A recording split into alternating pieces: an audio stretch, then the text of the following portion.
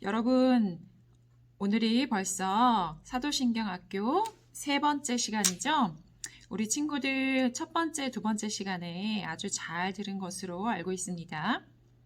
오늘은 전도사님이 중간에 퀴즈를 낼 텐데, 중간에 나온 퀴즈 정답을 댓글에 달아보세요. 오늘 안에 댓글에 정답을 단 친구들은 전도사님이 무엇을 보낼까요? 네, 선물을 보내도록 하겠습니다. 알았죠?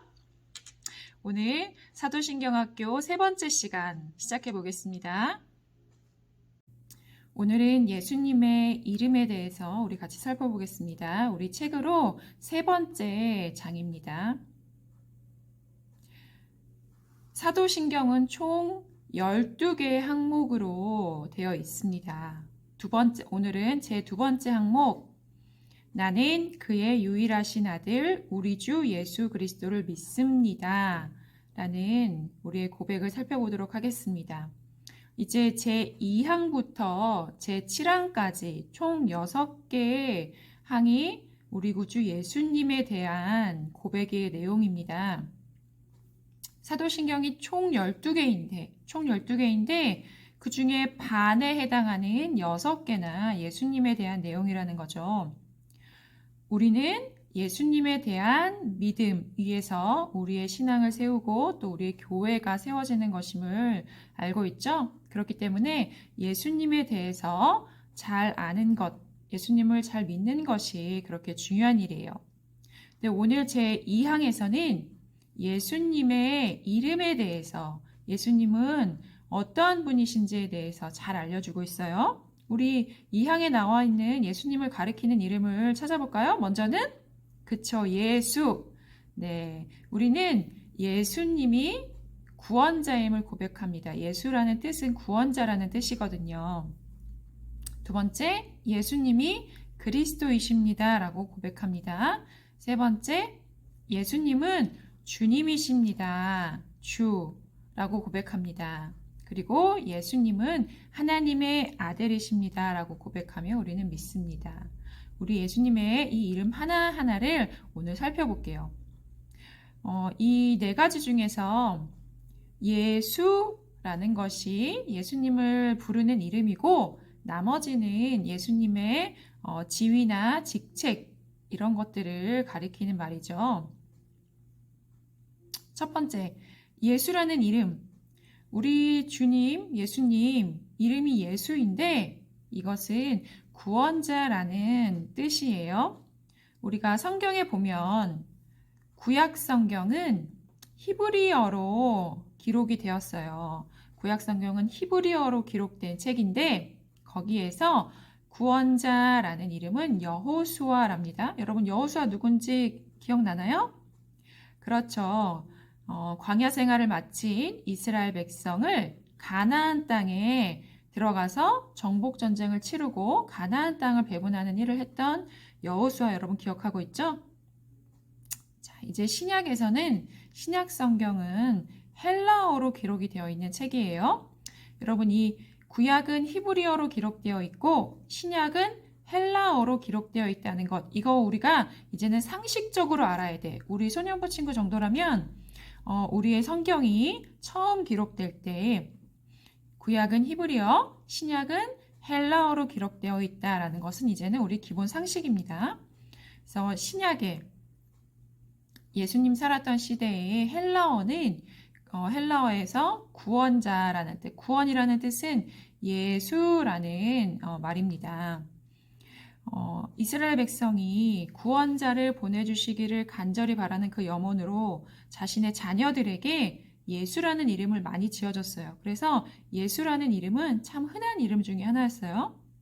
이렇게 예수라는 것은 구원자라는 뜻으로 구약에서 여호수아가 약속의 땅 가나안으로 인도해서 그곳을 정복하고 땅을 들어갔듯이 예수님이 우리를 구원의 천국으로 인도한다라는 그것을 생각해 볼 수 있겠죠.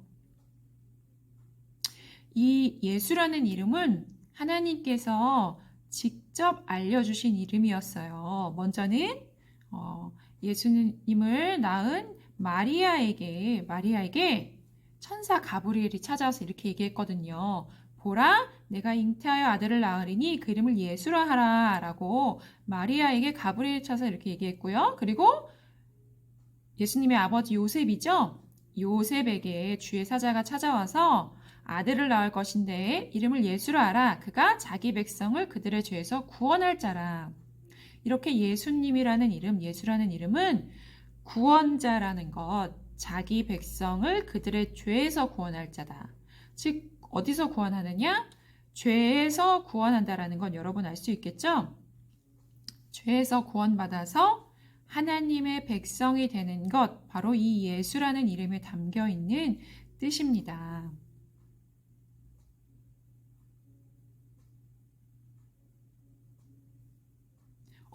네, 여러분 퀴즈가 나왔죠? 퀴즈? 네, 정답을 댓글에 잘 달게 되면 여러분에게 선물이 팡팡 터집니다.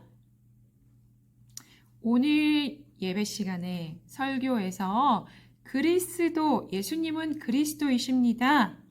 라는 것을 여러분에게 말씀을 전했어요. 여러분 잘 배웠죠? 네, 우리 구주 예수님, 예수 그리스도라고 붙여서 잘 표현하는데 예수님은 그리스도이십니다 라고 할 때 그리스도라는 것은 기름 부음을 받았다라는 것인데 구약 시대에 기름 부음 받은 직분이 세 가지였죠. 우리 예수님께서 바로 이 세 가지 직분을 다 행하신다라고 했어요. 자, 그림으로 여러분에게 힌트를 줬는데, 자, 여러분 답을 생각해내서 댓글에 잘 달아보십시오. 화이팅! 그리스도에 대한 설명은 지나갈게요. 오늘 예배 시간에 여러분에게 전했기 때문에 지나가겠습니다.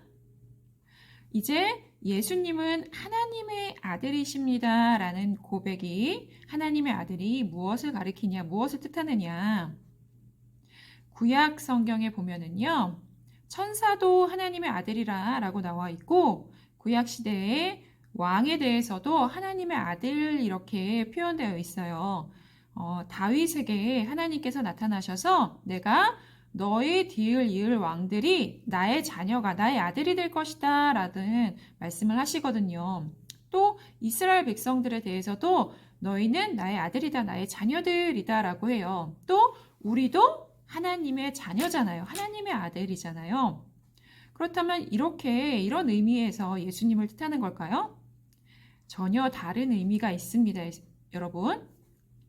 예수님께는 유일하신 아들이다, 독생자라는 표현을 쓰죠. 그 의미는 무슨 의미이냐? 예수님은 하나님과 동등하게 하나님이시다라는 거예요. 하나님의 아들이심으로 예수님은 하나님이시다. 하나님이시기 때문에 예수님께서는 즉 삼위일체 하나님, 우리가 삼위일체에 배웠는데 성부 하나님, 성자 예수님, 성령 하나님, 세 위격으로 존재하시는 하나님으로서 그 한 위격의 예수님이시다라는 거예요. 그래서 삼위 하나님께서 충만한 사랑과 기쁨 가운데 교제하면서 서로 그렇게 아주 깊은 관계, 긴밀한 관계 가운데 거하시는 삼위의 하나님이시다. 그 하나님의 아들 예수님이시다라는 겁니다. 예수님께서 이 땅에 계시면서 말씀하실 때 하나님과 나는 하나니라 라고 또 말씀하셨고요. 하나님께 기도하는 기도문이 요한복음에 나와 있는데 아버지, 아버지, 아버지 하면서 하나님을 아버지로 부르면서 기도하는 내용이 나와요. 이렇게 예수님은 하나님과 깊은 긴밀한 관계, 같은 하나님으로서 아버지로 부르면서 하나님과 긴밀한 관계 가운데 그렇게 하나님과 동등하신 하나님이시라는 것이 바로 하나님의 아들이 나타내는 뜻입니다. 이제 마지막으로 주님을 살펴볼게요. 예수님은 주님이십니다. 라고 고백하는 것. 이렇게 주님이라고 말할 때는 보통 하이니 주인에게 주님 이렇게 말하기도 하고 황제, 왕들을 높여 부를 때 그때 나의 주인이시여 이렇게 부르기도 합니다. 그리고 좀 일반적인 관계에서도 상대방을 지극히 존중하여 부를 때 주인이시여, 주여 이렇게 부르기도 해요.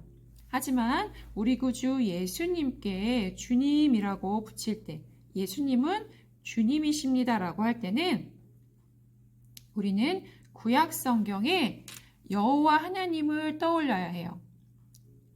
구약에 히브리어로, 여러분 구약은 히브리어로 기록되어 있다고 했죠. 구약에 여호와를 나타내는 단어가 예흐와라는 단어가 있는데 이스라엘 백성들이 그 단어를 보면 너무나 거룩하고 너무나 영광스러운 단어여서 그것을 그대로 예흐와 이렇게 부르지 못했고 주님이라는 단어로 바꿔서 아도나이라고 했거든요. 주님이라는 단어로 바꿔서 여호와라는 단어가 나오면 주님 이렇게 불렀어요. 즉 여호와 하나님, 창조주이시며 자신들을 다스리시고 이끄시는 여호와 하나님을 주님이라고 불렀듯이 이제 신약에 우리 예수님을 신약에 와서는 주님이라는 이제 헬라어로는 큐리어스인데 예수님을 그렇게 구약의 여호와 하나님을 부른 동일한 단어로 주님이라고 불렀다는 거예요. 즉 예수님은 창조주 하나님과 동일하게 하나님이시며